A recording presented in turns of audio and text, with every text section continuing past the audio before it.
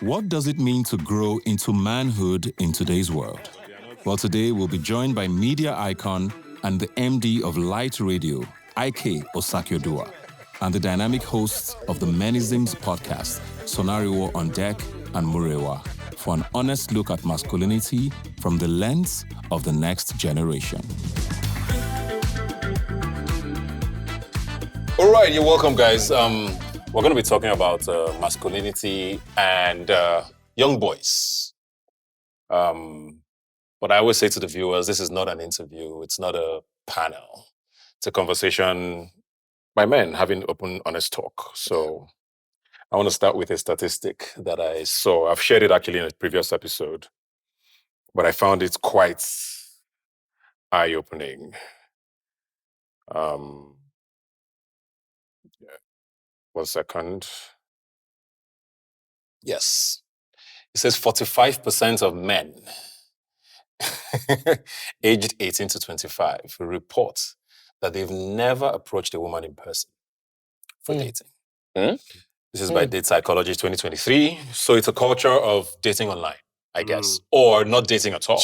Now, not dating at all is actually the main focus for me in this conversation. 45 that's it's high, scary. Bro. Are those Nigerian men?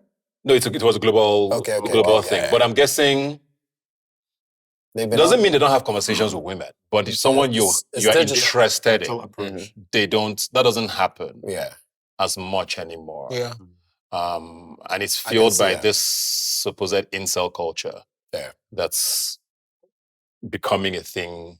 I mean, it's a thing already, I guess, globally, but I feel like it's starting to seep in here. I see a lot of tweets or X's, whatever they are called. And you can just tell that I don't know if it's deliberate or if it's actually a culture where there's almost a dislike or hate for dating, for women, and for what it has become over time, maybe. Exactly. So it's like, you have a teenage son. Yeah. I do. He's going to watch this. Pray for me, guys. Pray for me. You know you don't want to offend a teenager. Never.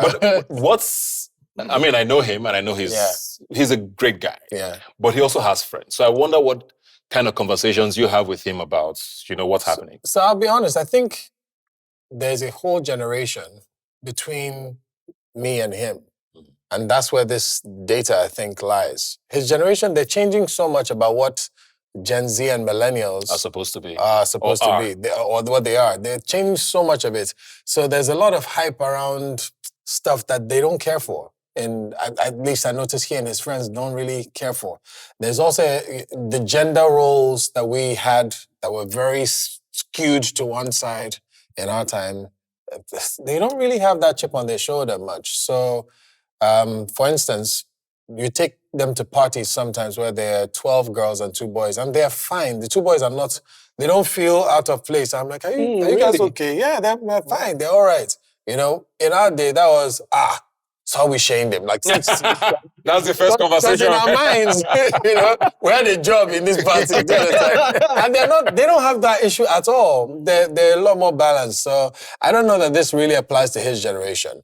Is he alpha or is he still Gen? I think they're the start of alpha. Yeah, I think. That stuff really confuses me, but I think they're the start of alpha. Also because so much has changed. But I'd say his generation feels different to this. I know, I still remember the first time, I'm sorry, man. That's for my son. This is watching this.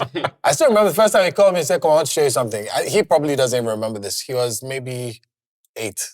He goes, he goes, come on, I'll show you something. I'm like, okay. So we go back into school because I was there to pick him up. I had parked. I was like, all right, so let's go. He's like, no, let's go. I'll show you something. And he takes me back into school and he's like, look at her.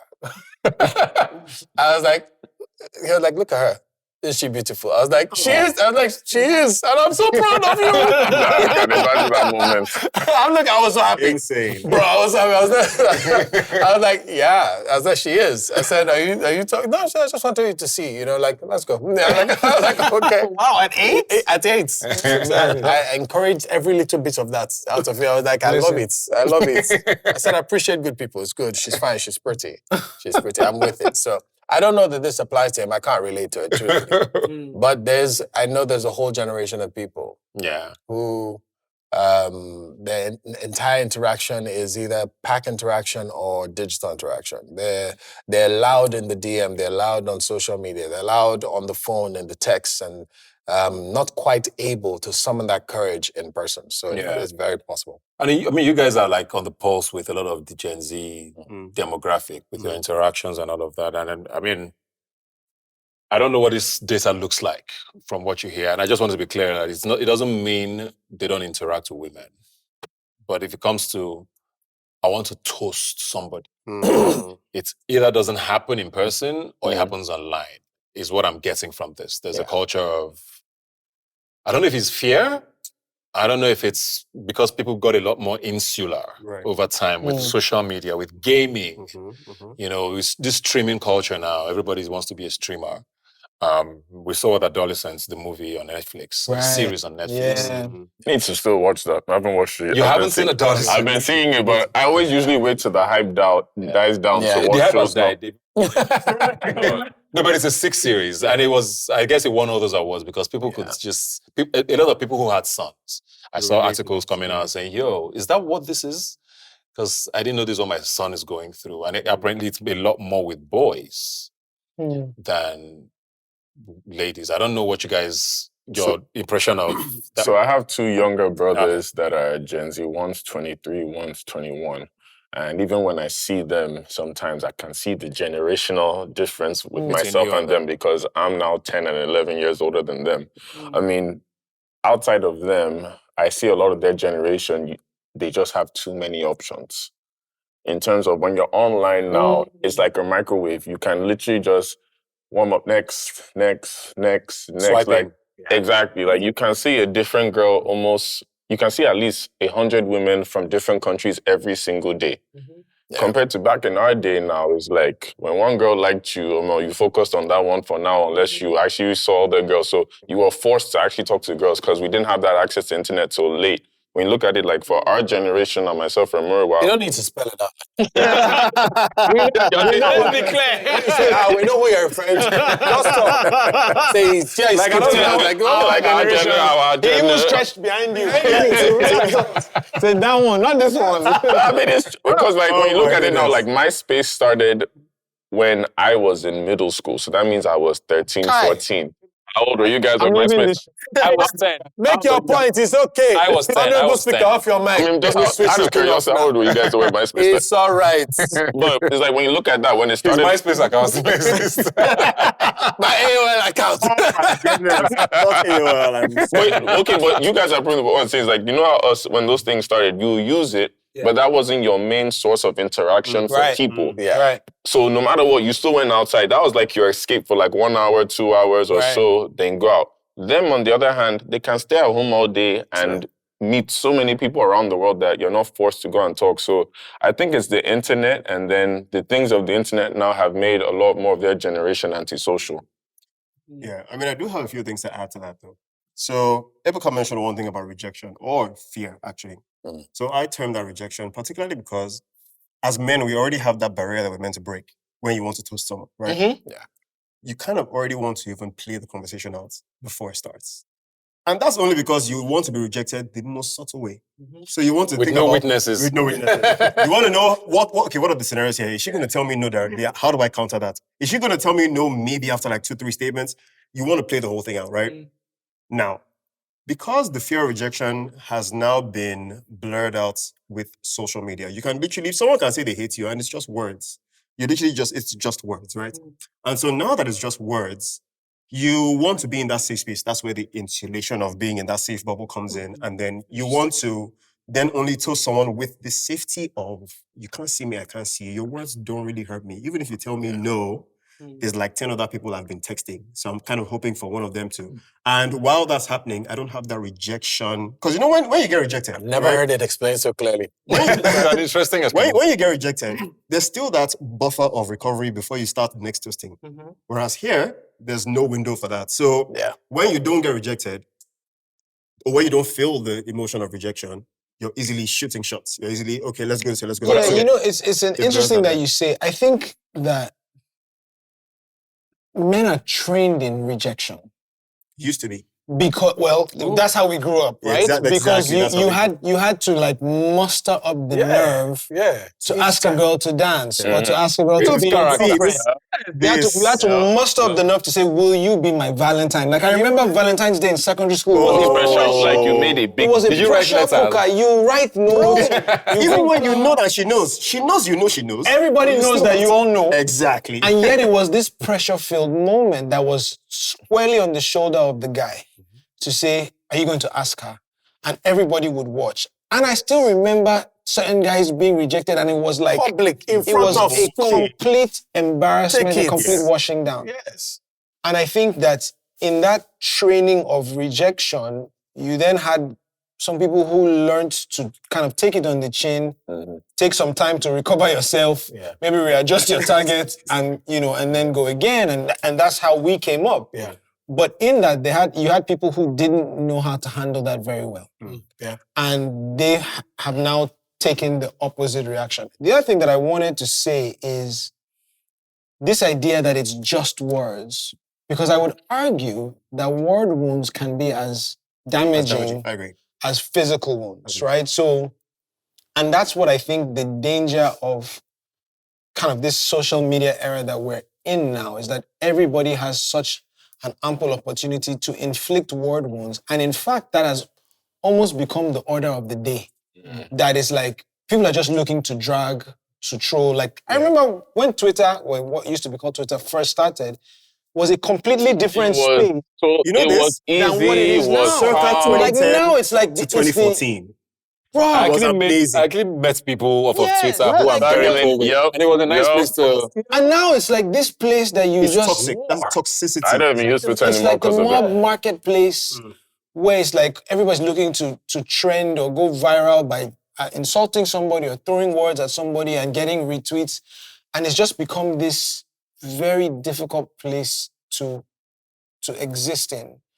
And so I'm particularly fascinated about this incel culture that you raised because there's a whole like manosphere that maybe because of the inability to handle that rejection has now resorted to the other extreme of it, where it's like they're now rooted in this. That adolescence thing was fascinating. You know what I say though? You did mention something very key, but I will say that as much as the wounds of the words are much heavier or just as heavy as even the physical one, what social media and what that space has done is create the illusion of a safe space, not an actual safe space. Right. Which is why the words are still very hurtful. And they linger the pain. But you just assume it won't be, and then you choose that as a method as opposed to reaching somebody physically or in person, because you know that, one, even if they are witnesses, you can hide behind a separate profile. You can hide behind a dummy account, and in that case, in that way, you're able to still, cushion some of that effect. In an illusion, but I think that's really what's created, and that's how we're gotten to where we are today. I think my worry is, this lack of human interaction that's become the norm now, where people are, like I said, very insular. 13, 14 years old, you're in your room. After school, you're in your room. It's you and your screens. If it's not X or Twitter, it's one of these gaming spaces and all your interactions. And then it's also at a time when a lot of young people are trying to discover, what adolescence feels like. Things are happening. You're going on, questions. And then, in that time, you're also trying to be a man. And then you have this space telling you what being a man is supposed to be, which is what is feeding this toxicity. Oh, women are trash. Women are all of this. Fear but I also women. wonder, why, exactly, red pill, why don't we have women doing that? Why is it the men or the boys who seem to be drawn into this cycle of hate? It feels like. Is it both ways? I don't know if I feel like it's both ways, definitely. It's just what you consume. So, like, for example, now... we don't see many women killing boys. When you say killing boys, as in, when you say killing boys as per... I can pull up... If you search rape, murder, Nigeria now, you probably find 30 incidents of a boy luring a girl in 300 level somewhere, and it's become a thing, right? There's articles about the incel culture. There's a whole patriarchy FC on Twitter. It's a Nigerian thing. You know, I'm not saying that women are not doing that, but when it gets to the violence, which is what adolescence is about, the series we're talking about, how do we get fed so much that it becomes that? And I think a lot of people are worried because your sons are not even talking to you most times. They're telling you what they think you need to know. My sister called me, thankfully, my nephew is 25 now. But when he was a teenager, my sister called me at some point. I was like, this boy really adores you. I think you should come to Abuja. He's not talking to us. So he comes up from school, he just goes into his room. They open the door, what's up? I'm good. And he's actually genuinely good. And then they leave and they don't hear from him again until the next morning. And it was about 3 years of his life where he was just that guy. Yeah. Thankfully, he's okay. He's fine now. He's doing well. But I feel like that's when some people get into that space because things are, you are going into these mediums or media spaces that are feeding you things and telling you what a man should be. You're suddenly hating your mom, your sister, any woman you come across.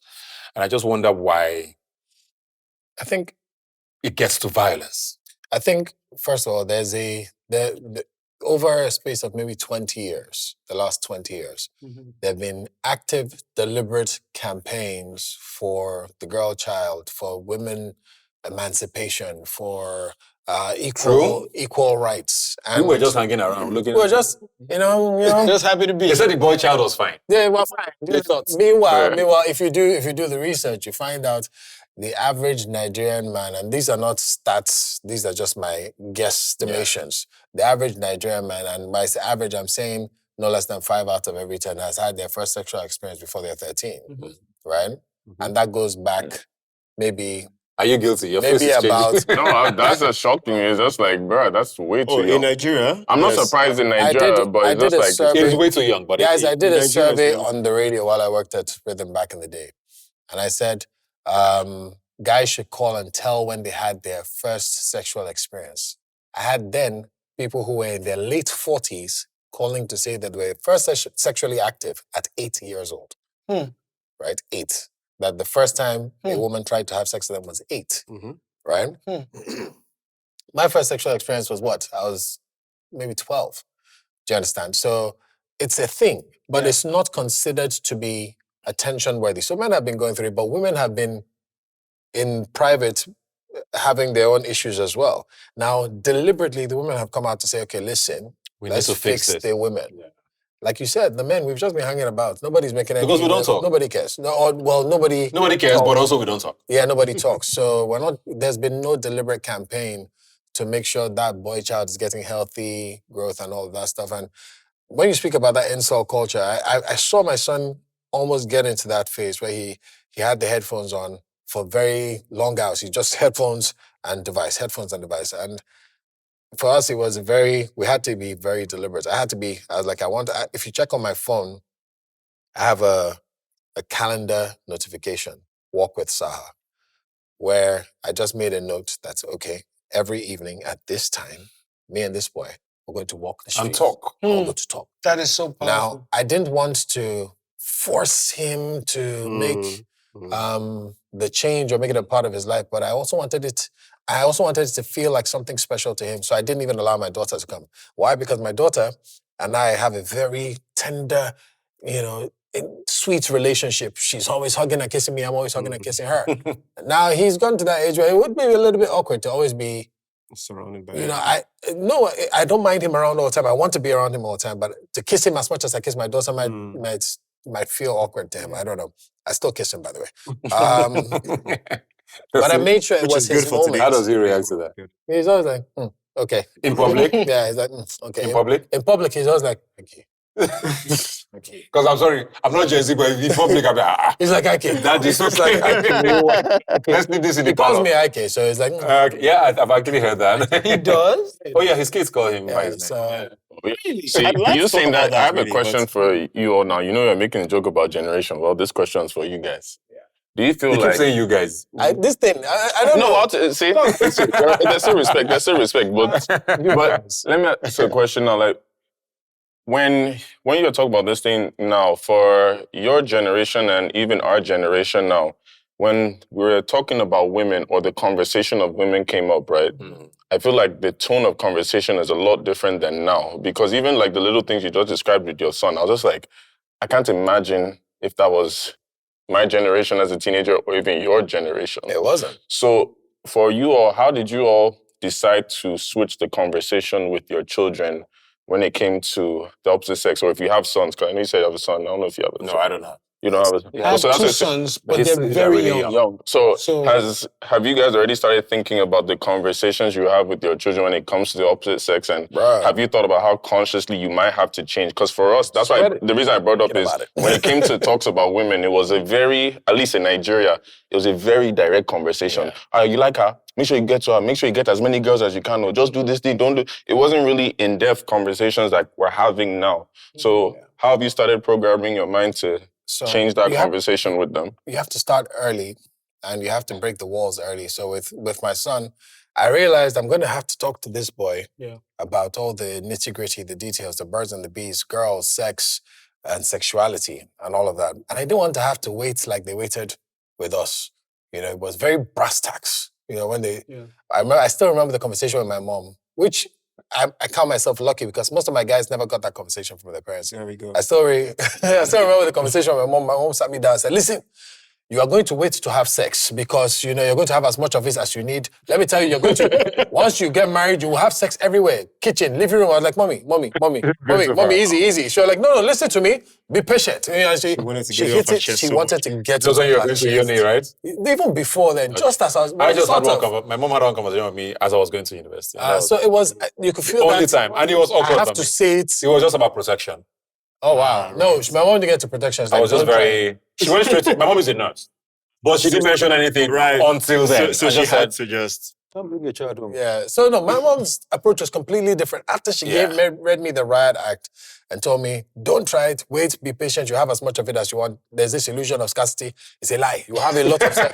Not the illusion. I'm so dead. Then she says to me, after the long Riot Act, she says to me, but if you don't succeed in waiting and you make a mistake, don't commit abortion. Bring the child home, and we will take care of the child. The girl's education will not be interrupted. Your education will not be interrupted. We'll make sure everything. You'll be all right. Don't worry, it's not the end of the world. And many people have made that mistake in life. Don't hide the baby. Don't hide the situation. Just tell me. We'll take the child. We'll raise the child. Everything will be fine. The girl will be fine. You'll be fine. Everybody will be okay. So I didn't want that kind of harsh conversation with my son. I knew I had to have that conversation with him. So I had to start having those conversations early, right? And I had to choose honesty, which is probably the hardest part. To choose honesty, because that meant I started having conversations with him like, oh, okay. And you have to start them. You can't wait till they offer it because he's not sure what to do with this information or these feelings, right? So, do you like her? Like, sometimes people are like, what do you mean? I'm like, do you like her more than other people? Like, do you have a crush on her? Okay. And I had to start that early, Okay, boys in your class talking about girls especially yet. Oh yeah, this boy said this boy said that. And you're going to hear things that alarm you. You can't afford to show the alarm. That's one thing I've started learning as well. You have to... wow. So you have to keep a poker face as a parent. Then you don't run to your wife, you're like, oh, ma. Hey, let's go and pray. This is serious. Do you understand? Oh, this girl said this to me. And you've got to know that the fact that you choose not to educate your child doesn't mean that social media won't do it for you. Or someone else. Or a friend in class. Yep. So I wanted to be the person to tell him. Yeah. Finish. So I took out the time, and then on those walks, I started talking to him. We started talking about all sorts of things, swearing, using foul language, and, curse words. And I wasn't condemning. I was just probing to see, where are you? What's happening? Have people in your class started this? Oh, they will soon. Have boys started dating girls? They probably will soon. When the time comes, do this, do that, do this, do that. And I would give advice without condemning, to the point where it became okay for him to say to me, I have a crush on that girl, or this guy has a crush on this guy's dating that girl. And I wouldn't condemn any of the information. I would take it. Sometimes I wouldn't even offer advice. Just bring it, let it sit. And then where there needs to be guidance, I say, well, yeah, you could do that, but this. And when I was speaking about choosing the path of honesty, when he gets really relaxed, he starts to ask questions. Who was the first girl you kissed? How old were you? And my natural inclination is to want to protect him from my failures and tell him, I was 43, the first girl I kissed, like... The year I met your mother. The year I met your mother in the church, under the sanctity of... After I became first in school throughout my university. You need to add that. Yeah, but I was honest with him. I still remember that conversation because my wife freaked out because she was like, why would you tell him that? I want him to know that this is not a new situation to me. So you can take my wisdom and use it for yours, And so I told him everything about the first person I dated, the mistakes, the things I did I shouldn't have done. And he was like, okay, well, how did you feel after you didn't do it and your friends had all? I was like, yeah. I mean, you feel like you're missing out, but at the end of the day, now when I look back, I think I'm doing better than this or that person's situation. And I'm glad that I don't have that problem and that problem. So it helps. Start early, choose the path of honesty, and be vulnerable. I think that you've just unpacked so much wisdom and so much to glean from. I think it's for me. So my kids are younger. I have a 4-year-old and a soon-to-be 1-year-old. Extremely handsome 4-year-old. Oh, thank you so much. Hey. No, but have you seen? Good luck. Hey, fresh. And swag. No. we bless God. The streets are waiting. I was about to say, the streets his time is coming. Of heaven, of the kingdom. But no, so they're at such a young age that we haven't started having like the those kind of intense conversations. But I always listen to people like Ake because I want to see, what wisdom exists. What's important to me at this stage is, one, that my kids don't end up wrestling with their daddy's demons. So anything that I have struggled with, that I either witnessed as a child that may have, and we use the word trauma a lot, but anything that may have caused me harm or hurt or pain that I saw or witnessed or went through, I don't want that cycle to repeat with them. Because I think that the dangerous thing about cycles is either you can learn from them and break them, or you can repeat them if you're not intentional about it. So if you saw domestic violence as a kid, there's a very good chance that you'll be tempted to repeat that cycle. If you saw a man who womanized and had $1 million, if your father was womanizing and sleeping with everything in his skirts, there's a good chance that you may try and repeat the same pattern. So when I think of my sons, at this age, it's really about what I show, right? So I'm intentional about saying, how do I want them to see how a woman is treated? And that goes to how I treat my wife. Lovely. So when I walk in a room, they may want to be, Papa, they want to run and embrace me, whatever. They see me make a beeline for my wife first, and I kiss my wife first, because they got to know that I prioritize my wife. And then I'll pick them up and hug them. Please don't be angry. Just little things like that. Like, do you... I lost my train of thought. Anyway, it's how I treat them. Okay, my kids have never seen me and my wife fight.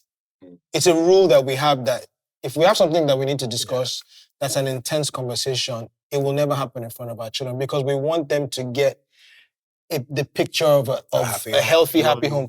That's now not to say that you should pretend like it's perfect, but you should try and model it and only show them scars when they have the maturity to learn from the scars, not for you to put them off on a certain path. So I hear you, right? And I like us to be realistic. We're going to do our best, right? Sometimes we get lucky.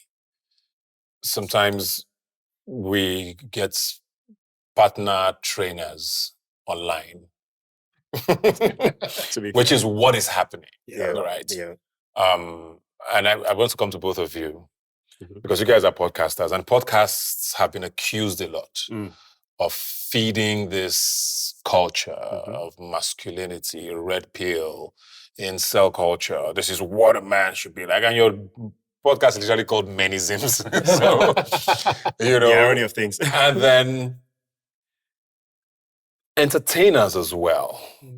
The lyrics. I mean, Odumodu is my guy, but we know how controversial a lot of things he says has been perceived. Ruga had this line about going to Ilashe. If you enter my boots, Omo, you better submit. And people are wondering, do these things make it worse? When he said that thing, I remember everybody was calling me saying, because you're the Ilashe guy. Is that what your boat is like? So this one I'll be like, this Sunday that Ilashe. I was going to come, but So it's like, yes, we'll do our best as parents or as a father or as an uncle or whatever. Yeah. But your kids are seeing these things. And then there's peer pressure.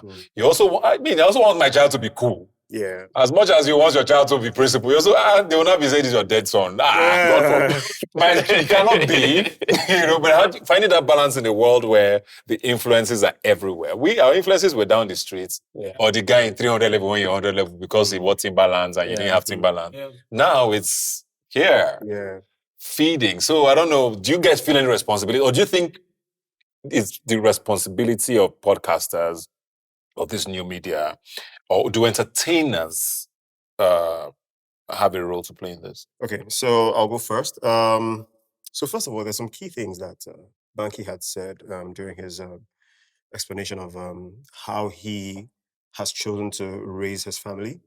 And I think a very strong part of it comes from, so you talk about, the trauma of the process of healing from trauma, or not passing on the trauma as a mantle to your child, right? And I think that's one of the key roles, one of the key elements that's being played out right now, right? Don't forget that we're just a very small collection of right-minded people. Sure. In quotes. Come on. To our own talk about standards. But there's a bigger handful of those who were not even cautioned. Those who just took the trauma. They don't even know it's trauma. Encouraged. They just took it right on and they're just displaying. They don't even know that's what they're doing. They're feeding the world. And so, unfortunately, it's people like these that have presence, that have the platform, that have the stage. And so when people are watching music videos, when they're watching podcasts, when they're watching influential people speak and share their own opinions, a lot of times it's coming from, I hated my dad. That man was a bastard. I saw him hit my mom a lot. But you're not saying it directly. Yeah. You're just saying what the effects of that raising, that family, environment did to you and how you've chosen to navigate the world. Now, you bring those people, they're now coming in collectives of 5, 10, 20 millions.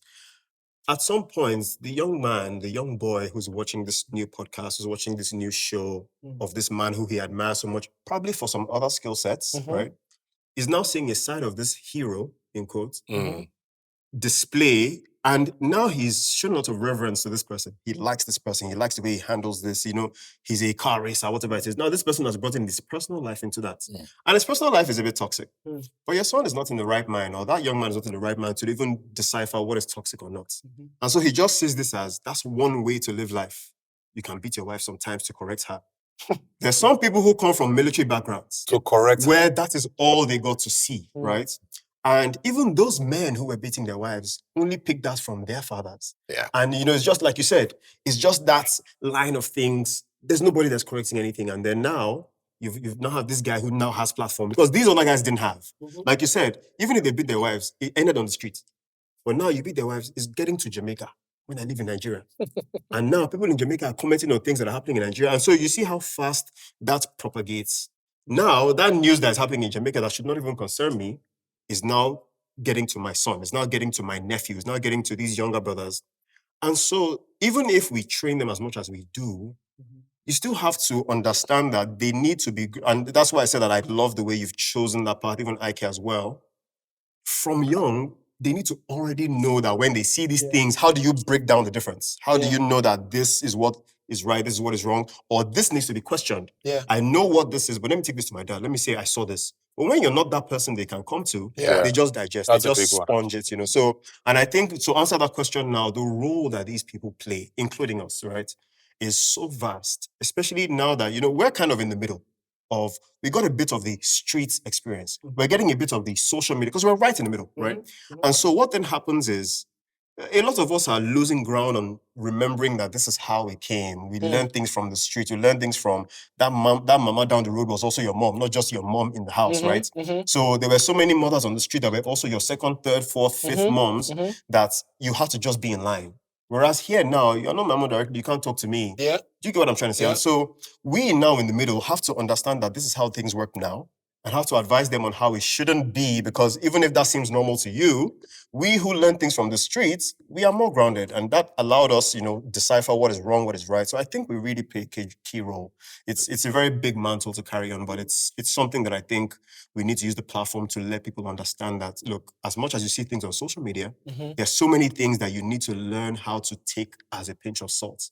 and things you take holistically that, this is what is for me and what is for me. So I'm a bit indifferent, where it's like, anybody in the world that decides to do media, entertainment, content, you're not entitled to do anything. It's free speech at the end of the day. Of course. At the end of the day, it's a personal choice of what you do. So for somebody like myself, I already knew when I started doing content years ago, I already had a reputation for somebody that was known on the streets, from my parties, for events, and I knew a lot of women. No, before Elashe. This was before Elashe. So it was like all my parties I did around Lagos, all my house parties, everything. I always knew a lot of girls and all that, but what people liked me for is I always treated women with respect. Like, you would always see all the certain girls at my parties, but it wasn't in a sexualized way. It was like, oh, these are my guys. So transition now to post-COVID when I started making content. It was obviously comedy things and all, but then I had to pick a niche. So my niche was like, okay, I want to tell stories about my experiences with women, but I don't want to sexualize those stories. It's like more stories to give you guys game, like the younger generation, on how to talk to women, how to move. Okay, this is what we go through. Because I also thought about my 2 younger brothers. And it was also like, how can I speak a language that they'll understand? Because when I try to speak to my brothers about girls normally, they'll just look at me like they don't understand what I'm saying. Because it's 2 different generations. They're 10 years apart. Okay, speaking your language now is, okay, storytelling, content creation and all.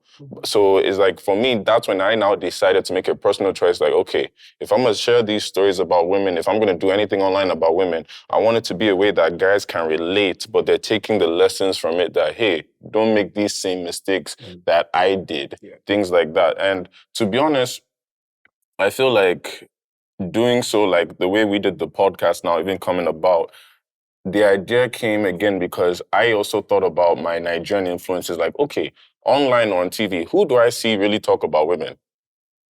I can't really name a lot. Not to say they're not guys like outside of camera that don't talk to me about women, but online I don't. So it's like, okay, doing the podcast now, we felt an entitlement like, okay, this is going to be like the first male podcast from Nigeria that the Yoruba demons that you guys always talk about and all, why don't you actually hear from us? But you hear I like the fact that he said us. Retired. Use a demon. Retired. Former. But it's like, actually hear from our point of view instead of hearing from women's point of view. Because that's another thing too I don't like. Online, you see a lot of women. Men issues. Thank you. I always see a lot of women and mansplaining women issues. Yeah, I mean, but the thing is, both ways. It's both ways. But unfortunately, women control the internet, so they're always going to control the narrative. There are more women. When you look at it, when you actually look online now, there are way more women who are active users of social media than men. Maybe besides X. Pardon? Okay, let's say Instagram or TikTok now, for example, there are way more women that you'll see express their views, control the narrative now. The men that usually get viral online are the red that have to go to the extreme. Okay, I he does have the point. But for the overall category now, you're going to see more women. Like even us now, people. So their voices, there might be a few, but their voices are loud. Yeah. So it's like even for us now, we talk. Look at how we've been speaking about. We've been speaking about women issues, men issues, all of that. But those pieces won't go as viral compared to a man now that starts doing Red Pill that he'll go super viral. Yep. So it's like the content is there online for men that actually talk sense, but it's what's trending online is the negative comments, is the negative, Is that a reflection of this idea that bad news travels fast? Yeah. That negativity generally it travels faster than being positive, being balanced, being moderate. So is it a reflection of that, or is there something specific about the manosphere space? Okay, so it's a bit of both, right? Okay. Now, Ike did mention something. Now, on a woman's wait. You keep saying this thing. The Yoruba and me has been hitting me every time. I say Ike, I say God forbid. Ike, respect. Also Ike. Don't do that. Don't do that. Don't mind him. Don't mind him. I said Banky earlier. I said, oh my God. Oh my goodness. Big bro, because your beard is big. Big bro, Ike, big bro, Banky. I'll beat you. As he says that, I'm already hearing Uncle say so because you have food. Because you have beard, you want to talk anyhow. Please. So his kids coming back here, so it's fine. So, but he did mention something that was really funny. It was. He did mention something about, on a woman's page, there's even more men engaging just by virtue of her being a woman. The more beautiful, the better even. And even sometimes just being a woman, you have a shape.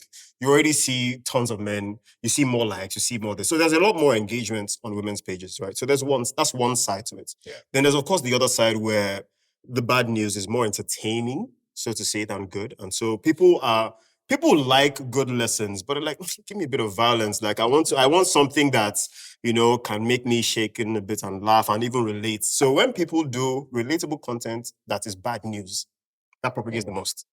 So is there pressure on you as a podcaster? So from what Michael said, I don't think I feel the pressure. Maybe they feel like we have pressure, but we just live our lives, right?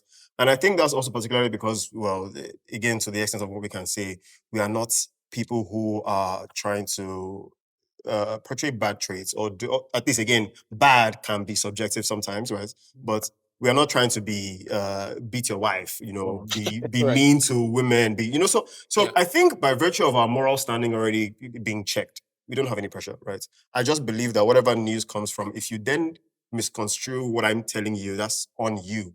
But I know that the lessons I'm telling you are lessons of my own personal experience and how I learned from that and how you shouldn't make the mistakes I did, which is what, I think it's Nigeria also, unfortunately, that bad news is what makes everything go viral. If you look at some other... I think it's worldwide. No, it's worldwide, right? But then if you look at like certain contexts of it now, like in certain first world countries now, and it's not saying they're better, I'm just saying like certain conversations that are positive. I don't even like the term first world. It really upsets me. Okay. But we know what you mean. Like certain topics now, right, could go viral if it's even positive in certain countries. In a place like Nigeria now, it's not to say we don't have good news happening, but how often does it travel? But the bad thing the only good news that trends in Nigeria is wedding. Exactly, or something. But it's like, even the conversation... We like a good wedding. And they love a better divorce, by the way. But if it's drama... That's what I'm saying. Very good news. If it's drama, if it's something like everybody in Lagos is now talking about it. Insta blog has carried it, things like that. So now, you've seen how over the years there's been a trend of that kind of thing gets you viral, gets you known. Now you have followers. Now everybody is following that trend. So it's just being drowned out by that. But that's why I said there needs to be more platforms of more healthy conversations that get pushed that could potentially change that narrative. Because what you're fed, if you're not fed good news, you're going to just say bad news is your regular. But if you're at least fed more good news, then you at least hopefully will start to change your perspective. I think by virtue of how Nigerians think, I don't even think that works. Because these are people you're even telling, they say violence is even romanticized now. Now you say, I don't like peace, I like violence. I mean, that's a normal thing now. And so people are like, no, you even see when someone is saying, I will tell you guys, let's say on X, for example, right? I just drop a tweet. We'll just call it Twitter. Right? I think our generation is don't like the sound Twitter, right? So let's say, for example, I drop a tweet saying, man, you guys would not believe this babe I will drop receipts by 6 p.m. Watch the comments say, I am plastered here. I am pasted here. I cannot wait for the violence. I can't wait for this. People love the entertainment of bad news, right? Yeah. Especially Nigerians. And so when your content kind of has a bit of that in it, you see it resonate, you see it really get the numbers that it's supposed to get. But when it's all just soft lessons, you always say, okay, thank you, grandpa. Thank you. So it almost softens the effect of what the good news is meant to be. And so that's why it seems like a lot of all these things don't end up having as much effect as the bad news. And so here we are. I never really thought that we had an incel culture here, but so what I was doing research for this topic, of course, you find there's all of these clusters on Twitter, especially where it's starting to breed. And the following, the kind of tweets I've seen, I don't know if anybody here has heard about the Agbafians. Have you ever heard that? Oh, yes. You know that? Yes, I do know. Have you ever heard of them? Yeah. Strong, toxic it's movement. An entire movement on Twitter led by some guy called Agbafians. It's funny, but it's not. Agba the unknown, in other words. John Doe. And his followers call themselves Agbafians. The interesting things about the Agbafians is there's also women who follow. Yeah.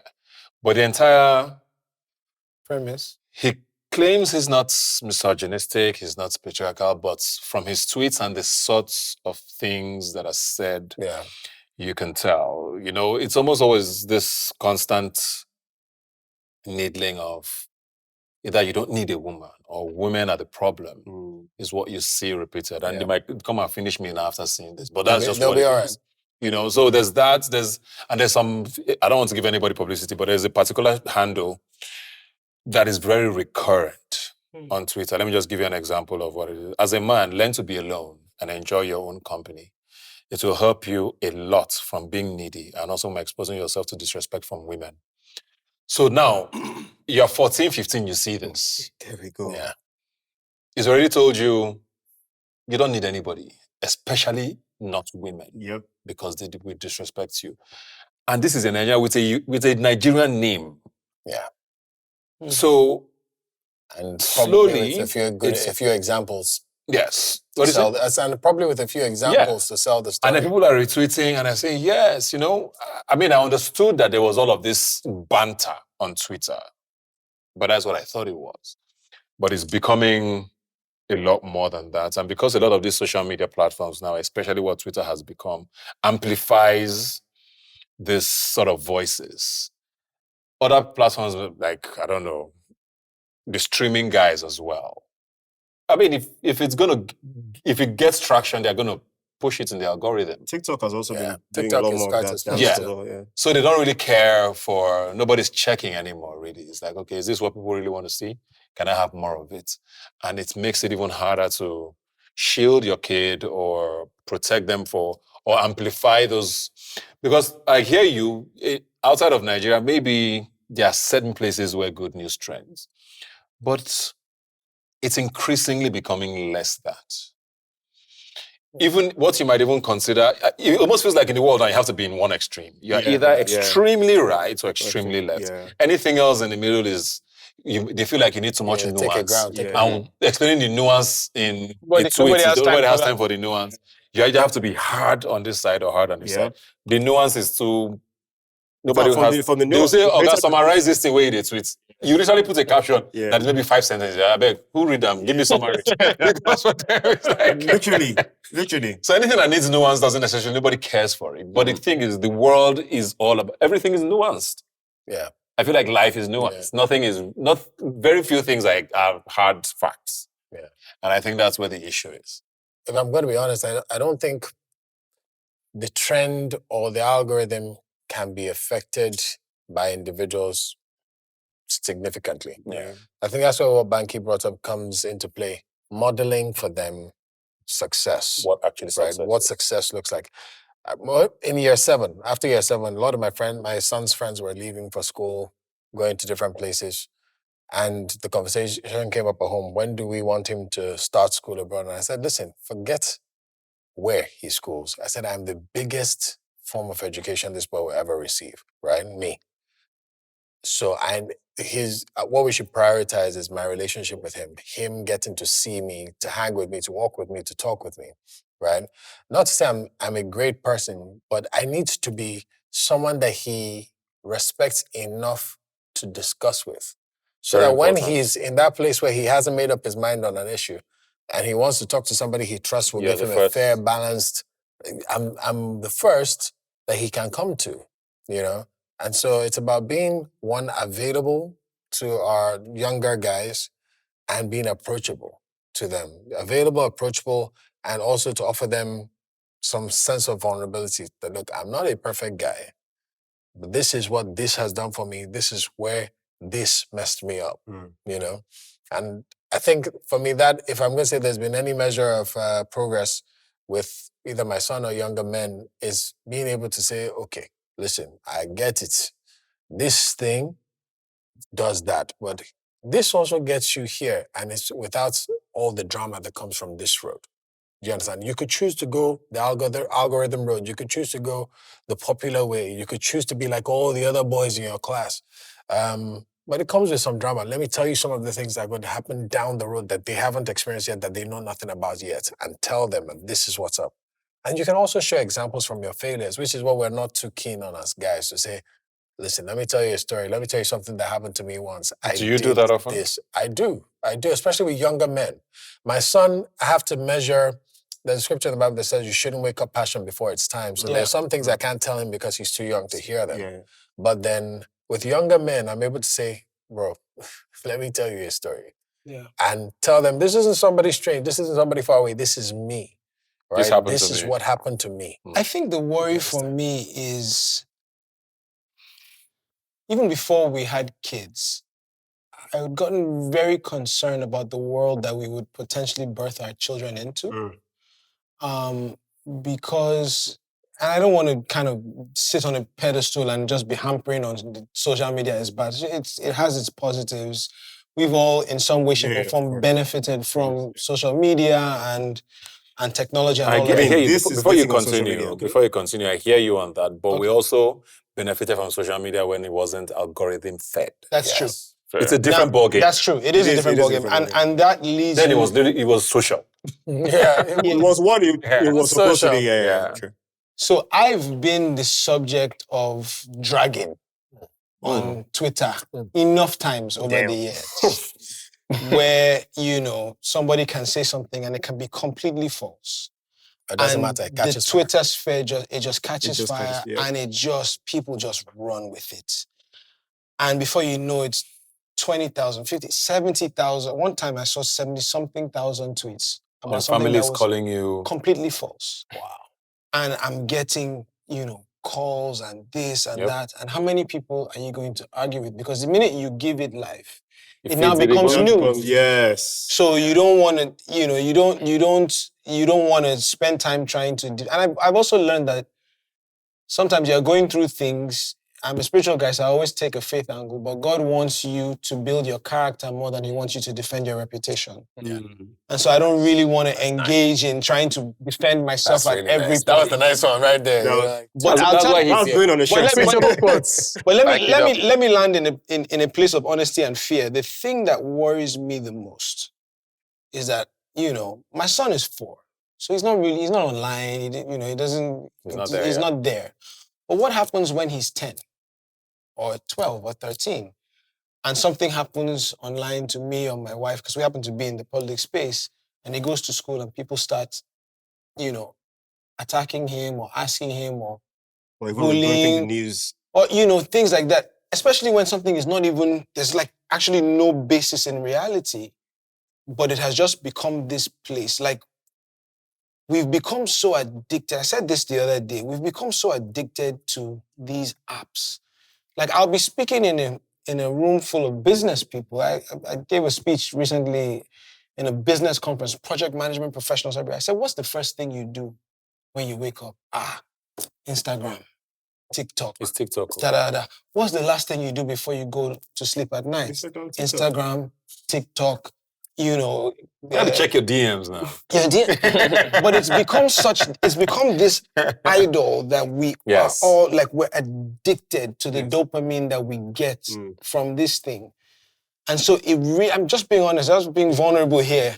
I'm concerned about our kids' generation, because as much as I want to model things and I pray for them, I pray for my sons every time I pray. I'm covering them. I'm trying to model behavior, and as they grow older, I'll be speaking. But invariably, at some point in their development, they're going to be left to face this algorithm alone. So my prayer is that I've given them enough. You can only hope. But it's a dangerous world that we're birthing these guys into. And to add another layer to that, yes, I know we're dumping on social media a lot, but let's also not forget, I think we touched on this in our last episode, what the economy has become. Yeah. A lot of our fathers or uncles or grandfathers got married before 25 because it was possible. Because they could afford it. Yeah. A lot of us were born into homes where our fathers already owned their home.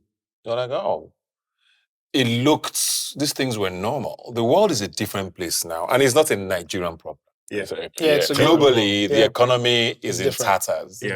Which is why you have people now who are leaving university at 21, 22, and for 5-6 years have no idea what they're going to do with themselves. Most guys feel inadequate because of that. Also because of what you said, there's been a lot of focus maybe on the girl child. If you check most stats globally now, more girls are attending schools more than guys. The dropout rate for boys are higher globally. So we have this era now, we're added to social media, yes, but there's a lot of confusion as well as to what am I supposed to do? okay, I'm done with school now. Where are the jobs?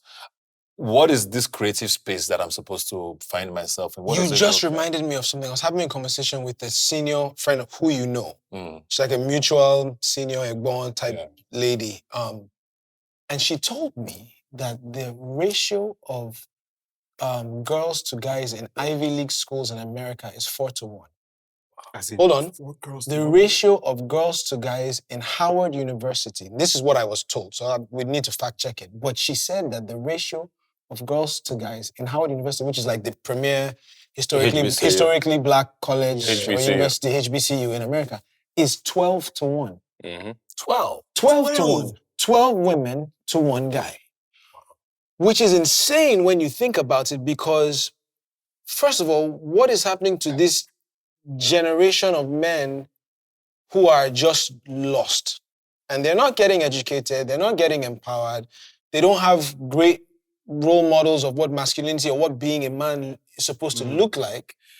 Secondly, who are all of these educated, empowered women going to marry? Who are they going to end up with? You know, those choices are getting slim. And then you have now this thing that we're discussing here today, where it's even men are in this incel space where they're even more like closed off to say, because women are looking for answers anywhere. So what do we do? You know, it's crazy now. You said I randomly ran into one tweet earlier this week, probably an older tweet, and it said, "Imagine you dating a guy who's waiting for payday." This came from a lady, right? That runs it down so bad. And this is those are the pressure. So you see now that this is what the average. But is it reality now? Because they can see what their friends are balling on now.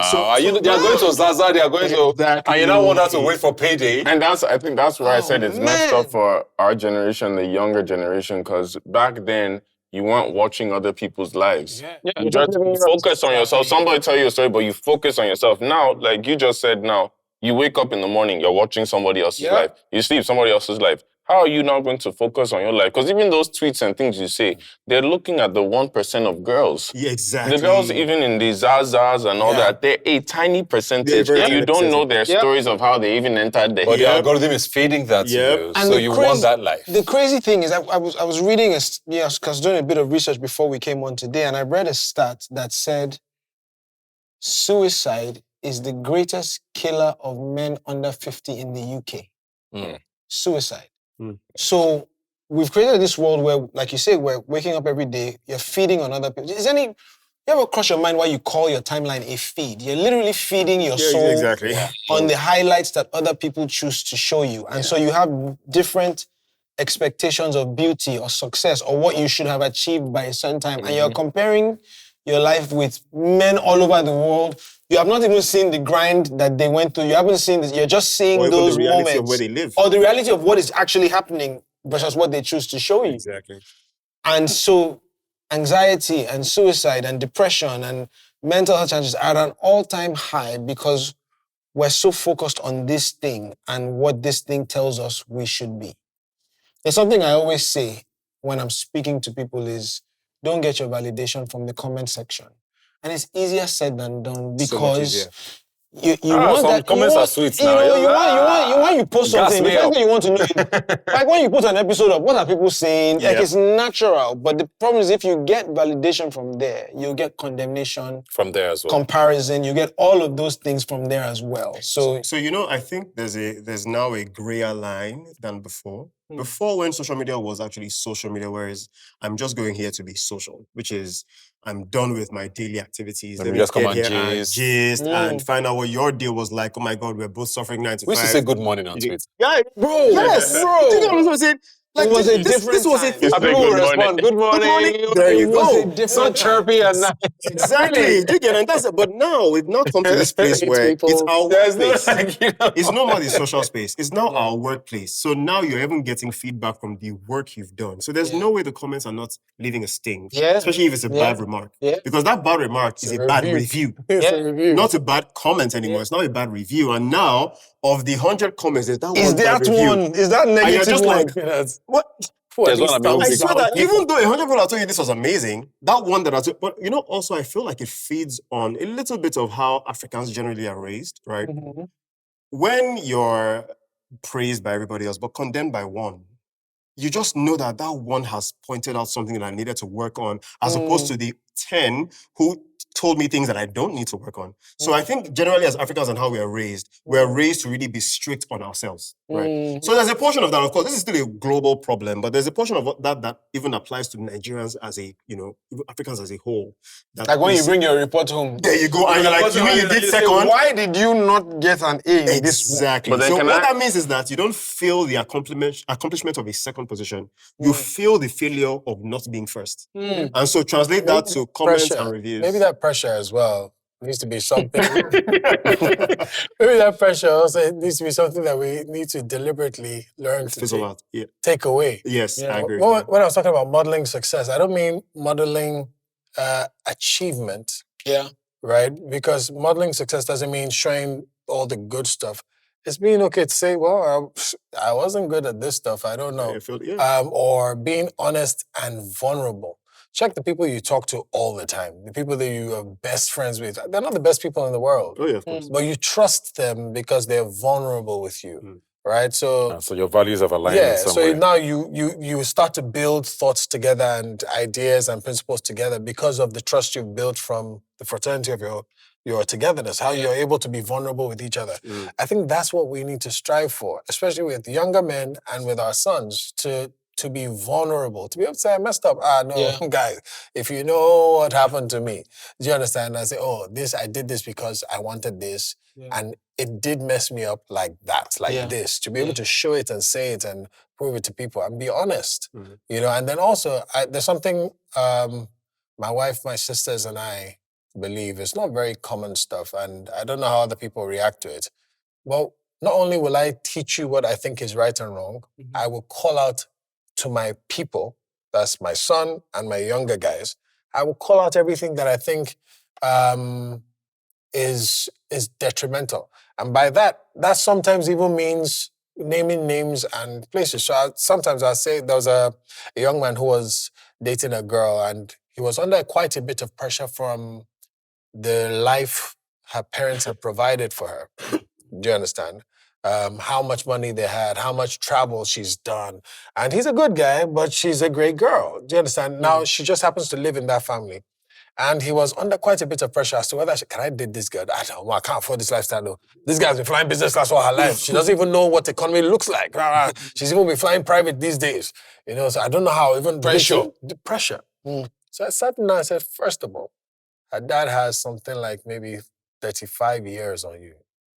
35 years of navigating Nigeria, doing Where do you want to start from? I said, feeling and all that. I said, so let's not discount his 35 years of experience that he has used to provide for his family. Don't use that as your benchmark. Second thing, so let's talk about her criminal father. I mean, listen. Let's let him, you want to go there. Let's go there. Let's talk about her criminal dad. I said, this man has this case. This man Where is the money from? He has been stealing for 30 or so years.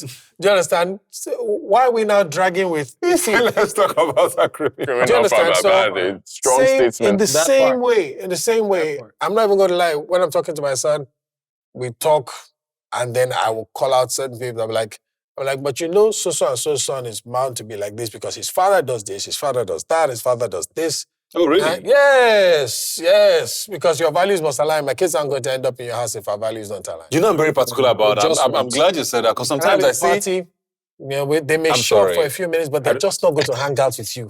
I don't know how... Do you understand? Thanks for saying it, but I have a conversation with my wife sometimes. There's been one or two occasions where it's happened where people are close to my kids. And I know the parents. And you're like, and I'm like, guess what? I will break this friendship. Straight. And I have succeeded both times. Can I ask you guys a question? And the friendship is always beautiful. Yeah. Like the kid might be a great person. Yes. But I don't know what is being fed to this child. So I'm sorry. I don't know if I can do it forever, but while I can. While you can. Luckily, my kids are old enough. Lots of visits who are like, no. My kids are old enough to be blunt, so I can say things. So you can say to them, I'm not there. Like, they're too much into showing off stuff, right? They like to live their life for other people. You don't need that's not what we're about. So if you're going to roll with this person, so the first few times you say it, your kids are going to give you lip. If your kids are close to you, like, man, they're going to give you attitude. No, but first occasion where they see that thing happen, they clock it. They may never they recognize realize, it this is what you were talking but about. then they're going to come back and say, you will not believe what so did. That thing you said is so true. I was like, And in your mind, you're like, yes. I'm like, yeah, so you got to be careful. Can I ask us a question, though? Like, sort of similar to what you said before that. It's a double-edged sword in what I'm asking, but do you feel like we're raising a generation of weaker men? Because the reason I say that is... Define weak, let's start with that. So when I say mentally weaker, if we're being more specific, because there are two sides of it. There's a side of we're raising more conscious men because of social media, because of the generation of conversations like this now that you can actually go and see conversations you might not be able to have with your own direct father or men in your family, but you can see from other men. So there's actually information being fed. The same way we're saying there's negative information out there, there's positive information for you to find out there. But then when I say weaker men mentality-wise is that in the older generations now that there was no social media and it's like you got very direct parenting or guidance from people where it's like, don't worry about what people say about you. If something happens, get back up. Do things like this now. And you literally had to figure things out your way. That's why I'm asking the question, do you feel like raising weaker men? Because now, some men now, like we said, you see one comment now, you're ready to break down. You're already feeling shaky. So we had a conversation about gentle parenting the other day, right? Do you want to maybe talk a bit about that and your stance on that? I don't know if we're raising weaker men. I honestly think a lot of us are in a very hard place. Parenting has evolved the quickest in the shortest time, I feel like, in the last 15 years for a lot of us. And we're trying to figure out what this means and what being a hard man in this world looks like. For us, being hard needed human interaction. You needed to build character while, making all of these connections. That is not really possible anymore. Because whether we like it or not, how many of our children take walks? Okay, I mean, you live in an area where they probably can't take walks. But a lot of people are not going to let their child out of their gates. But we played on the streets. Yeah. So those things are not really happening. And it's not because you don't want them to play on the streets, but you just know that it's not the same. And it's not just Nigeria, I repeat again. Yeah, America is your first world countries. America is not the same anymore. People don't let their kids out anymore. Yeah. So that is already different, right? So a lot of us are trying to figure out what it looks like raising a child today. Yeah. Are we raising weaker men? I don't know, because it's the world we met is not the world they are going to meet as adults. So what does strength look like in their time? For us, strength was more maybe the Flash. How many shows have you hosted? How many degrees did you have? Are you married? For them, success or strength might be how you treat the next person beside you. I don't know. We're still going to find out what strength for them means. But I think ultimately what's the one theme that is across all of us as strength is whatever space you find yourself in, whatever world you met, how mentally ready are you for it? And I think a lot of parents now, maybe not a lot of parents, but at least most people I know around me are trying to do their best to prepare their children for that world. Most of us were trying to prepare our kids for our world, but we've realized that our world is no longer what they are going to meet. Yeah. So strength is how ready are they for their world? Yeah, I think... And I don't know what that looks like yet. I think I agree with both of you in the sense that, yes, strength will look differently because the world is different now and will continue to be different. And it's changing faster. And it's changing faster. I also think, though, that for me, the substance of your question is the idea of instilling resilience in our children and in the younger generation. Because there were things there were lessons that we learned when we were younger that we will not be able to teach those lessons in the same way now, but you still want the principle to remain. So for instance, I went to home science, right? At one point, we were in Ikoyi, and then at one point they moved the school to Alakoko. And they said, if you don't want to do boarding school, They had these AC coastal buses. They would pick people. They literally would drive all the way through Lagos via Ikoyi. For those of us that lived on the mainland, Yaba, Ilupeju, everywhere, and pick you up and bring you to school in the morning and then take you back at home. So when we moved, we weren't ready to be in boarding school, but we had this coastal bus school-provided option. And then at the beginning of one term, I think it was like maybe my SS2 year or something, SS1, SS2, my dad just, at the beginning, we were like, oh, daddy, the coastal bus fees. My dad said, what kind of week something is this? You are using AC bus to go to school every day. For this term, you are going to go and take the public transportation. The thing was so wild. Devastating. To me and my brother. It was devastating because we're like, how do we do it? He said, go and figure it out. It's like, here's transport fare.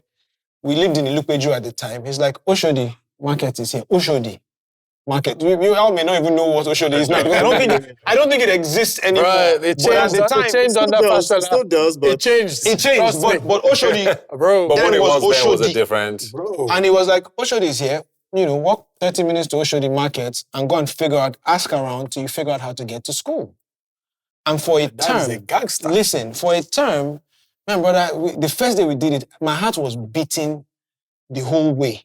You go in and say, okay, enter Molue, enter down for, take this one to Ikeja. When you get to Ikeja, take this one to and then there was now the embarrassment of showing up to school in a Molue or something because you were around kids who were coming, Yep. So we would go to school so early in the morning because we wanted to get there before anybody saw that this is how these boys are now coming to school. And I remember one day we got on a bus, the bus caught fire. And, we had to jump out of the bus and it was this wild something. We eventually made it to school. When we came back, we said, Daddy, on the way to school today, the bus caught fire. We thought that the man would change. The man said, okay, no problem. The next day, I was like, okay, here's your transport fare. Good luck. Don't get in a morning bus today. And that was his way of trying to say, you are growing up in Lagos. You will find yourself in spaces like this. So that's to my point of protection now. I agree. Now, will I send my... I can't even imagine having myself, but I need to instill resilience in them. I felt the premise of the question, and I've asked it myself, so I'm not saying this in judgment, but I felt the premise of the question was a little bit problematic by saying, are we raising a weaker group of men and weaker men, because it sort of already places a burden or slapping a label on the generation that you guys are weaker than we are.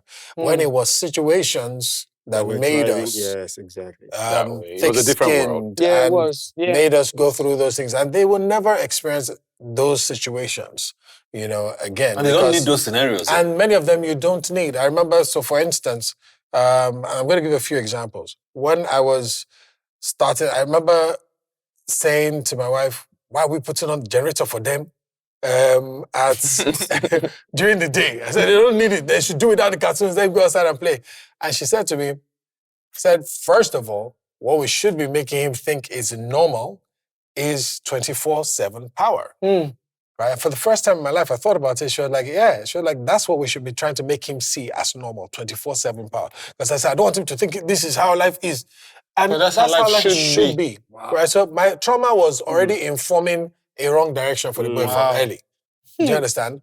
Then so he should have an issue with when there's a power cut. Yes, he should have an issue. Becomes how do I fix this? Problem of it, yeah. And if you're able to model a situation for him growing up where he, in the midst of Nigeria, sees stable power, he can fight it and say, no, this is not something that we're going to accept as a country. Right? Particularly mediocrity. So I don't ungender before 6 We're thank God we have inverter. People have inverter, so you may not be able to use AC, but you'll be able to see something. I'll take the question, but the balance, so what I thought, I understand what they're asking as a question. I think it leans to what Banky was saying. Are we building the strength into this generation that our parents or situations built into us, right? And I don't think we are. But every day I try. I'm trying to remember that my son, I want him to be able to live in Nigeria. I don't want him to be one of those kids who gets educated abroad and can't come back home, right? So I remember the first day, he was about 7 years old. I told him, take your sister, and my neighborhood is kind of safe, right? I said, take your sister, walk to Auntie Esosa's house. That's my older sister's house. And he was confused. He was like, what? We should walk? Now, granted, it's 2.5 kilometer walk. But I was like, you're not going to die. It's easy. It's even a gated community. But they couldn't see it. They were like, what? We should walk? What if something happens to us? So I said to him, then we'll never see you again. So we'll never see you again. I said, so here's what you need to do. I said, here's what you need to do. I literally drew a map on paper. I gave it to him. I said, you're going to take your sister. I said, you have to protect her. I said, if anybody stops to offer you a lift, we may never see you again. You go and be a worker, a laborer somewhere else, a slave. I painted this really dark picture. I said, so you walk, you watch the road before you cross, you hold her hand, and you don't get in any car. Now, truthfully, because I live in Nigeria as well, I'm not quite as gangster as your dad. I wasn't confident about it. So I did it and I locked up. They were both weeping. I said, out, go. And I boned. I let them go. As they went, I was not watching from far. When they get to the top of the road, I'll run, get to the junction and be watching. And literally, a car stopped to offer my kids a ride. Get out of here. I'm telling you. And one side of me was like, what have I done? It's over. My kids have been kidnapped. Serious? Yeah, and my son grabbed his sister and ran, and continued walking. Turns out it was a friend of ours, a family friend. That saw them. Why are you on the road? Why would your dad let you walk? What's going on? Why are you people? Come, enter, let me drop you. And he was like, no. My parents may never see me again. We know you, but no thanks. But what I kept saying to him and what I keep saying, I'll give you one more example, is that life is going to be for you, it's going to be tough. You've got to learn to man up. So recently on a trip we took, in the house, I was doing a lot of things around the house because I'm like that way when I'm that way when we're on holidays. I'm very hands-on because I'm not typically very hands-on in my house. So when we're on holidays, I'm doing things. I'm ironing, I'm putting things in the washing. I just don't know how to cook. I might have done that. But then, so I was doing stuff. And then at some point, we were moving from one flat to another. And I said, I thought to myself, wait now. I have a teenage son. Why am I carrying load? I said, okay, move all the boxes, move everything from the fridge, move us to the next flat. It was within the same building. And typical young boy who's distracted, carried a few boxes, got distracted, started doing something, and I barked, move the rest of these boxes. We had guests in the house.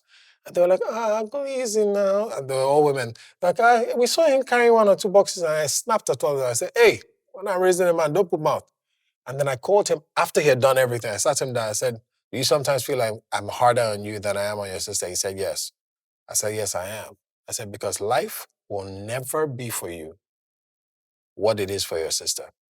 I would love to change that. That's an interesting question. So do you feel a responsibility to raise that strength and resilience in your daughter as well? No, I raised her with some deliberate strength as well to, look, don't be dependent on him. Learn to be able to do things for yourself.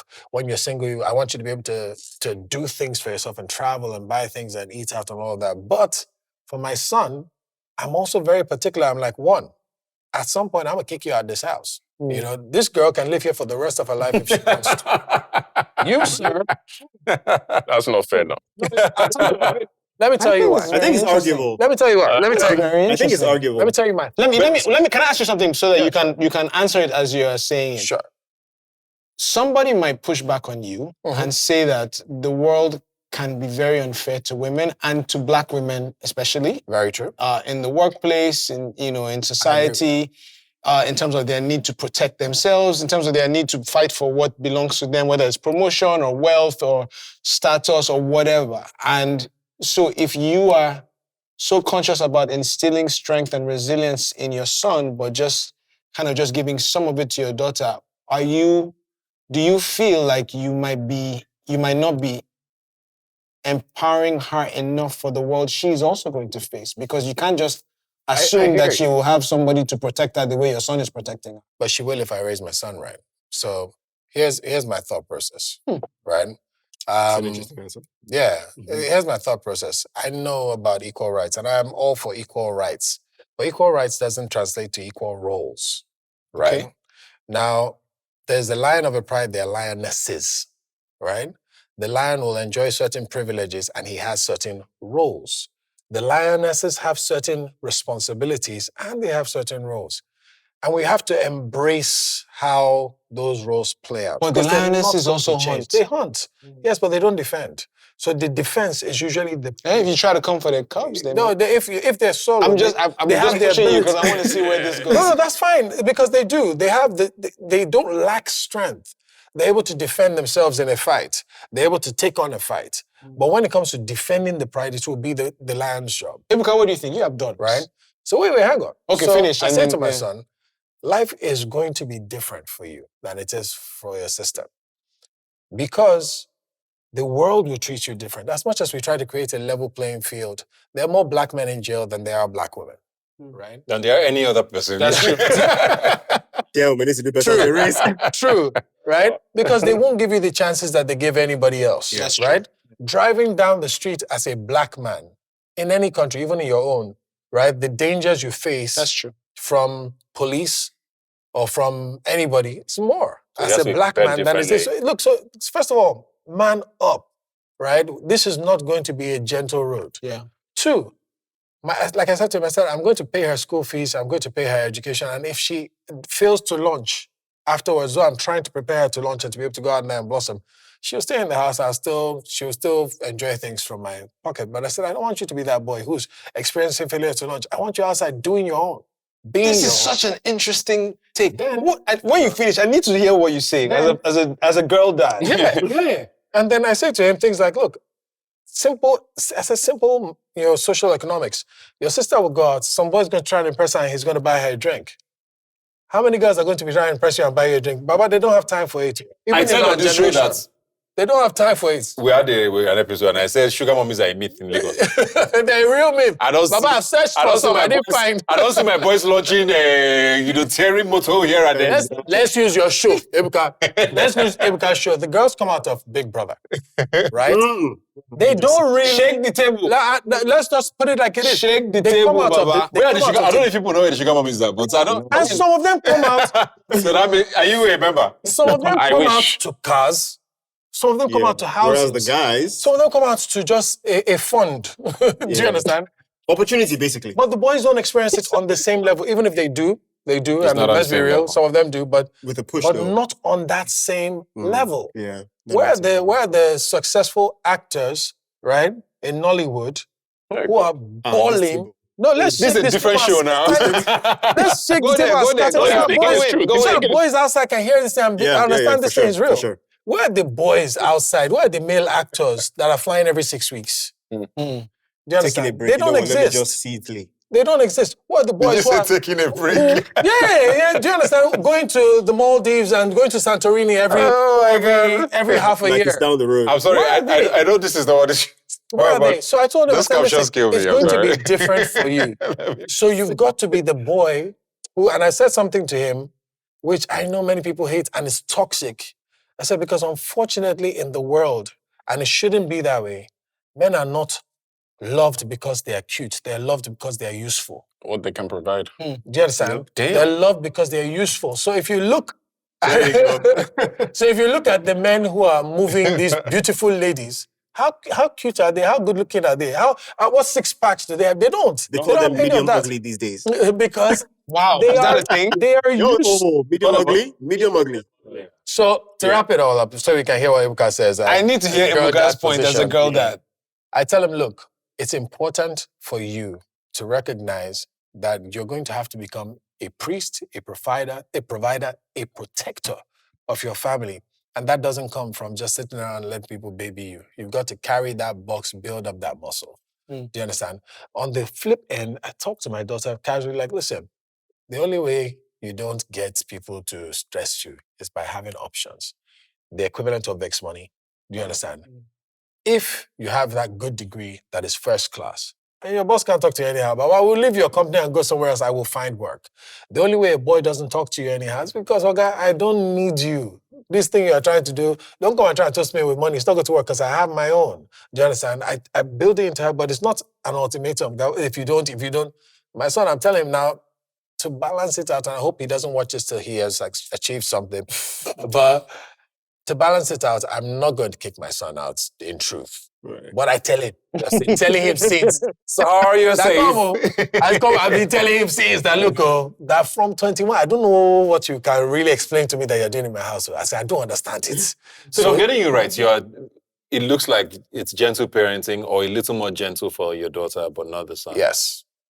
Okay. With my full chest. What do you want to know? I want to know what you think about what he said as a girl dad. I don't have a son, so I don't. So there's no comparison. But we would like to know how you plan to deal with the girl, or how you want to instill resilience. How are you going to be with them? I think I'm the like you heard what his dad did with him and his brother. I don't know that I'm going to go that far, but I also believe that there's a lot of gentle parenting going on. When he asked me to talk about it, because we mentioned it in the previous episode, and one thing that struck me, our kids are in the same school anyway, and I remember my kids going to, I think it was a gymnastics competition, and there were about 60 of them altogether, 40 or something altogether from the school.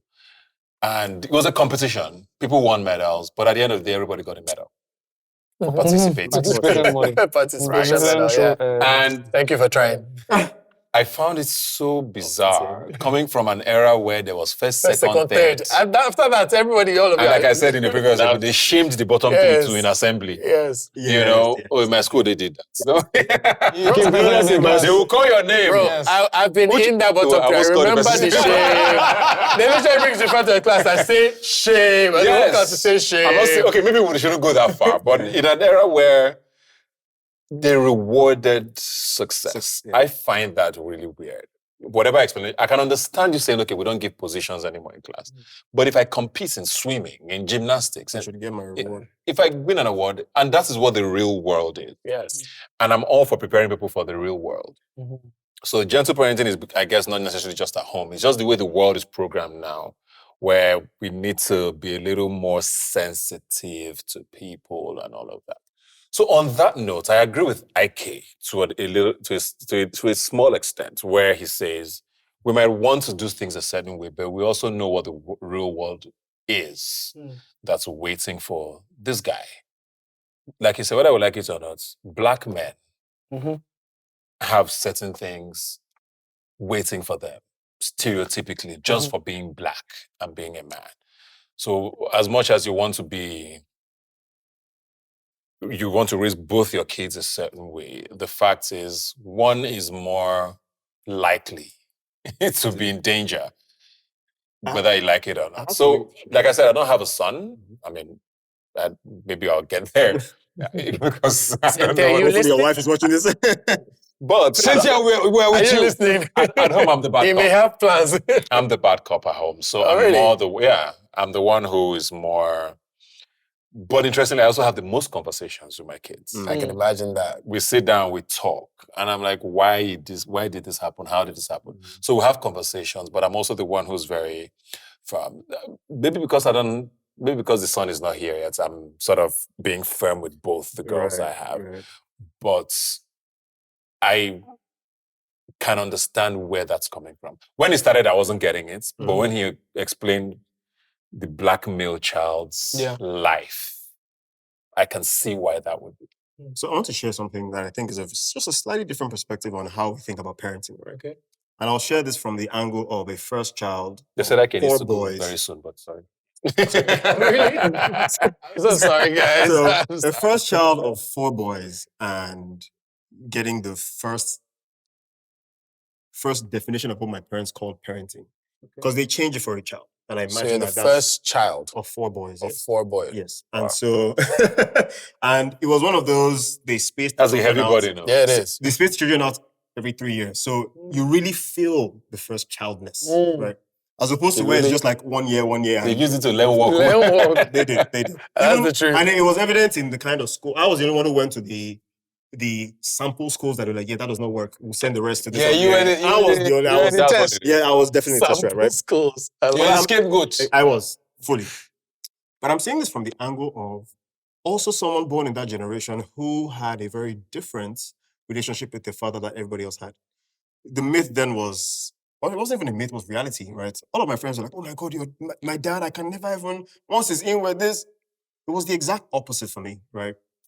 My dad, my role model again, by the way, he had a way of balancing out, training you and instilling resilience, but not seeing him as that feared parent. Of both my parents, and my dad's the one I'll go to talk about girls with now, right? My dad's the one I'll go talk about relationship sex advice with now, right? But I say this because from his generation, he had to break away from the idea of raising a resilient child while still instilling resilience. Because again, we did the jump on the transport, do all the local bus routes, I did all the nitty-gritty stuff, right? But we were raised in a privileged way at the same time, where it's still a nice gated community. You know, we moved to Lekki back in 2001. Where, I mean, this is well over 20 years ago. So life was soft. Nipple baby. see my point. Soft life. Life was soft, right? For emphasis. But for someone who was raised as the first child, I, more than my brothers, remember where we came from. Yeah. So we grew up in Surulere, Tejo, Sho, Ojo, Elegba. And so I did a lot of street play that my brothers didn't get to experience, right? Yeah. And so while he was raising me, he wasn't actually calling me aside to say, be this boy, life is harsh, life is this. And I'm actually getting back to this because I'm trying to actually agree with Michael to an extent that, to some extent, that raising made me a little soft, right? I say that because we were raised in a privileged way, and I imagine that his mindset was, I don't want these guys to feel the hardship we went. Now, they came from a time where the idea of you go to school, study, get a university degree, blah, blah, blah, wasn't exactly an opportunity for all of them. The few people who went to school. Those who did business did business, you know. It was our time that we really school, get a job after first class, blah, blah, blah, right? After first class. Now... You mean you had a tutu? There you go. How dare you? I was raised in that family where I would always come first. If I came second, I was afraid to go back home, right? I was afraid, and not for my dad, for my mom now, right? My mom could never see that report. What do you mean? She's going to ask me if the child had two heads. I know that already, right? But all of this was cushioning me from the other side of life, which was the actual reality of life beyond the academic success, beyond the achievements of what you do within your own space, right? And my dad did do a good job by raising the man side of me, which is learn how to change a tire, learn how to be the fixer of the house, learn to take control, learn to jump boss. You understand? Understand that in a thick situation, you can find a solution. But as we got, older and life started getting softer, success for him started getting higher, he started to water that down, which meant that, like you mentioned, telling your son to walk down the street, and even while doing that, you go to monitor and make sure that, those things that he did on a larger scale, which is send us to nicer schools because you definitely want them to have good training. Those things softened me. So in a world where it's harsh and they tell you some things like, wake up and hustle, and I'm thinking to myself, bro, I want to work from home. What are you telling me? Like, I don't see why. I get the results of working from home the same way you woke up at 6:30. We're ending up at the same point. He said, wake up and hustle. I want to work from home. And my dad was very, let me tell you, when I still lived with him, what do you mean by 8 a.m. you're kind of, struggling, rolling out of bed? By 6:30, you must be active. You must have a plan for your day. You must know that, okay, by 7, I'm doing this. I'm active by 4:35 a.m. My dad has a bell. Yeah. Because he has to do morning prayer at 5:30. We had that. That was my granddad. Like a literal bell. Yeah, that was my granddad. Real quick, all of it. So I have a final thought. Are we doing final thoughts? Yeah, we need to go very soon. Real quick. Everybody said a perspective, so it's like I have a different one because I didn't grow up with my dad. I grew up with just my mom in Atlanta. Okay. And that was very different. And I'll even explain why I asked the question based off my upbringing. So I was raised more by community. So I was raised by my mom. My grandma was basically like my dad. In some regard, but then she'll do the mom. You didn't have a male figure growing up? So the thing, my dad and I's relationship was different because my parents divorced when I was 3. Then when I was 4 years old, I came to live with my grandma in Nigeria for 2 years. So it was my community that raised me. I lived with my grandma, grandpa. So I still had male mom figure, that they were basically like my mom and dad. Then I had all my aunties and I had all my uncles. So there were so many perspectives to go about. Then when I went back to Atlanta when I was 7, it was just me and my mom. But then, even with that, like I said, there was still community. Now, the way my mom raised me was a bit weird because she was very, tough love, where she has to play both roles. Where, obviously, she'll be mom, but most times she has to be, a dad because I'm a black man in the world. And for me now, it was weird growing up because, again, there's so many perspectives, so I had to choose. And then a lot of times, my mom would make me figure out things on my own, like, as a man, hey, you're a man, go and figure out. You're a man, go and figure out. And to be fair, I thought that was the best way to grow up because it made me very independent. But where I realized that it casted was actually in my 20s. Because when you get to your 20s, that you finally are independent. You go to university, you're by yourself. Now you're taking all the life lessons. Yeah, in a lot of aspects, I know what to do, especially because I played sports. I was an athlete. So that helped me in my mentality, overcoming things. But then there are a lot of things now that a lot of males will usually have conversations with their fathers about that. It's like, damn, I don't know what to do. I have to figure it out. Now I wish I had softer parenting. Now I wish I had somebody that did talk to me, and going through those emotional times in my 20s, it took time to figure it out on my own and ask male questions to figure it out. But then it made me now say, okay, what kind of father are you going to be? Which is why it's interesting hearing your perspectives. Because for me, this whole time I said, no, I want to raise my son the same way I did because he'll figure it out. The only difference is I'll have conversations with him. But then it's like, do I want to do the same mistakes they did to me? Then if I have a daughter, it's like, I saw how my mom grew up, saw how my grandma grew up, where it was like a bit tough, but love. But if I do that now, am I going to let her be a lady? So it's just interesting hearing you guys speak about this now, that it's like, there are a lot of us men that are also in the middle where we're figuring it out, but it still comes back to the point what we said earlier about having these conversations now so we can actually see their different perspectives. Yeah. And I think, and I think just to touch on one, it's just very quick. I think also all of this parenting translates to, how you end up showing love, because I've seen that the tough side definitely grew resilience, but it left out love. Yeah. And so I don't know how to express it as much as others do, where I'm more gritty on the gritty stuff, but the love part I'm just lacking. So I think it's something to think about as well. Yeah. I think, final thoughts, I think that I want to end today by appreciating you for having this show and hosting these kinds of conversations, because I don't think we have enough of these conversations or really enough examples or life stories to draw from as men. It might interest you, and maybe you've never thought about this, but even in scripture, there are barely any examples of great fatherhood in scripture. That's true. Aside from maybe Joseph, the father of Jesus, because he had to accept that his wife had a baby that was not his. That's to be honest, that's just that moment, right? But if you remove that, I actually can't think of any, not Abraham, not Isaac, not Jacob, not Moses, not any of the apostles. There's the only example of fatherhood in scripture that we have that is great is God. Flawless, And is God saying the example of fatherhood is somebody who lays down his life and sacrifices for the love that he has for his children. And that ultimately, I think that's the call on manhood and on fatherhood, is living a life of sacrifice and of service and understanding that it's bigger than what you want or your preferences or what you can get, but what you can give. And in giving, it's love, but it's also discipline. Yeah. And that's where I would stop. Yeah. It's amazing. I think I'm going to just end all of this on two notes. First off, sort of going off of what you said, is a lot of what I see happening is either a lack of or having the wrong role models. There's a lot of young boys or young men who are looking for inspiration, and they're going to get it wherever they find it.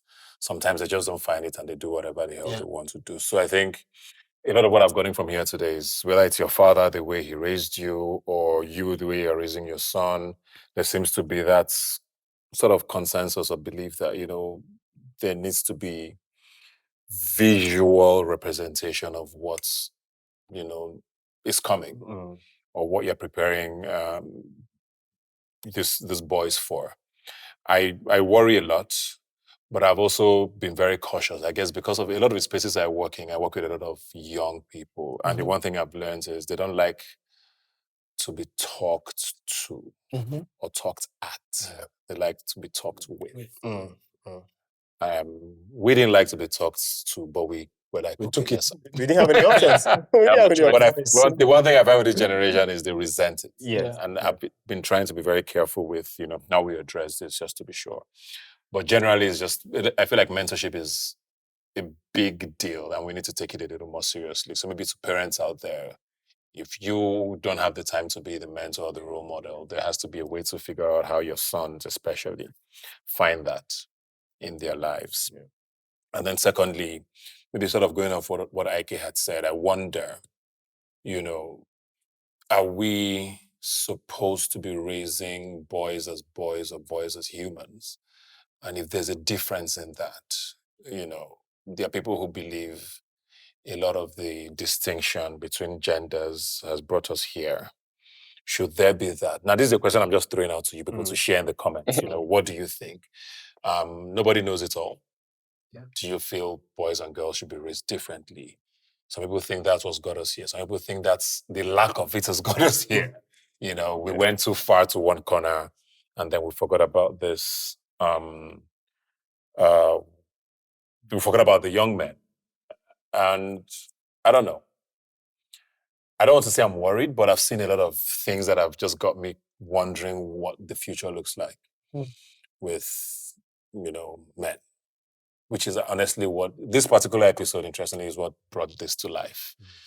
From my nephew, like I said, who's a great guy now. Shout out Kamsi before he thinks I'm bullshit. Shout out Kamsi. I love you, Kamsi. From him, a couple of years ago, to just interactions generally, like I said, with Big Brother in particular, I talked to a lot of 21, 23, 25-year-olds, and you would just wonder, wow, I wasn't thinking about all these things when I was this age. I just wanted to go to Bacchus and have fun. So it's a very different time. And I just wonder, what the world looks like. And you see all of these stories from all of these countries where 21-year-olds are picking up guns. Sometimes 16-year-olds, 14-year-olds, so just... Or knives. Or knives or whatever. Yeah. So just share with us in the comments and let's know what you think. If you have boys, if you have nephews, if you know people who are going through things, let's have this conversation. And thanks for having us, man. For being honest and open, being vulnerable. They say men are never vulnerable. Look at how dare you? Do you know my friends? Cheers, guys. All your drinks are empty. We'll see. Cheers. I've been saying he had a big bottle, so he just been reporting. That's how you know don't mind him. That's how you know the juice was intense. That's how you know he gave himself a bring drink. We watching me without money. Thanks for coming, fellas. Thank you for having us, man. Thanks for having us, man. They sent me the message to catch up with you. True. They sent me the message 40 minutes. Ike has to leave. 40 minutes. You've been tuned into Mentality with me, Ebuka, and my co-host, Banky W. If you enjoyed today's conversation, please make sure to rate, review, and follow Mentality with Ebuka wherever you listen to your podcasts. Thanks for listening, and catch you next time.